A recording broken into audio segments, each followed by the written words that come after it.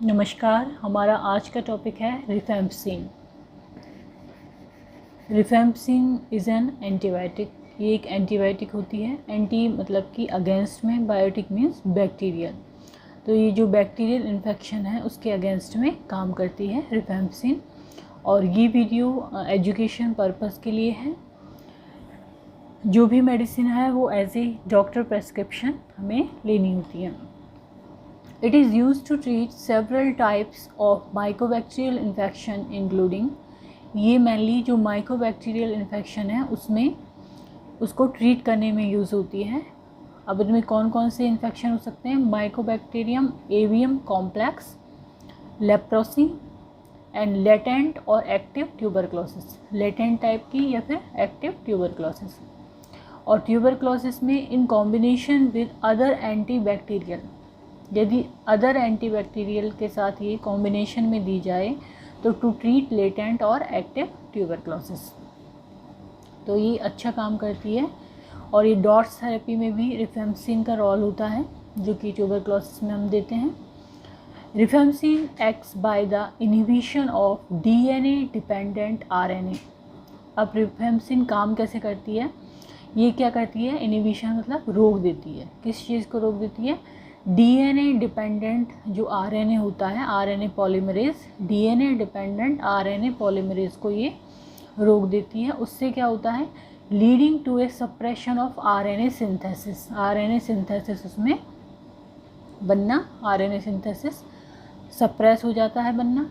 And ultimately क्या होता है? सेल डेथ हो जाती है। और जब सेल डेथ हो जाती है तो वो जो माइक्रो ऑर्गेनिज्म है उसका अस्तित्व खत्म हो जाता है। और इस तरह से ये रिफेम्पसिन काम करती है। तो rifampicin acts by the inhibition of DNA dependent RNA polymerase leading to a suppression of RNA synthesis and cell death. It is bactericidal and has a very broad spectrum of activity against most gram positive and gram negative organism। Gram positive type के micro organism हो या gram negative type के, उस दोनों में ही ये broad spectrum antibiotic की तरह काम करती है। और ये बैक्टीरियोसाइडल मतलब कि बैक्टीरिया को मारने वाला, जबकि बैक्टीरियोस्टैटिक क्या होता है? बैक्टीरिया की जो प्रोग्रेस है उसको रोकने वाला। यहाँ पर ये बैक्टीरियोसाइडल की तरह काम करती है रिफेम्पसिन। और ये ग्राम पॉजिटिव और ग्राम नेगेटिव दोनों के ही अगेंस्ट में काम करती है। It is on the world health organisation list of essential medicine.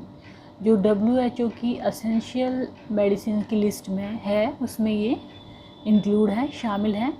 रिफेम्पसिन is active against a variety of organism including, किस किस में अगेंस्ट है ये? Staphylococcus aureus, mycobacterium tuberculosis, mycobacterium leprae, neisseria meningitidis, man brucella species. तो इनको ये इनके against में काम करती है।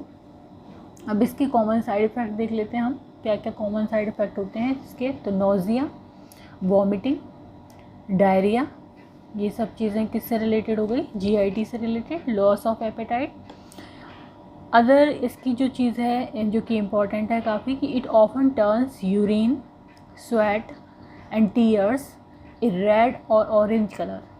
जब ये रिफेम्पसिन व्यक्ति ले रहा होता है तो उसका जो यूरिन है और स्वेट है, पसीना है, और टीयर्स जो है वो रेड कलर के या ऑरेंज कलर के हो सकते हैं इस मेडिसिन के प्रभाव के कारण।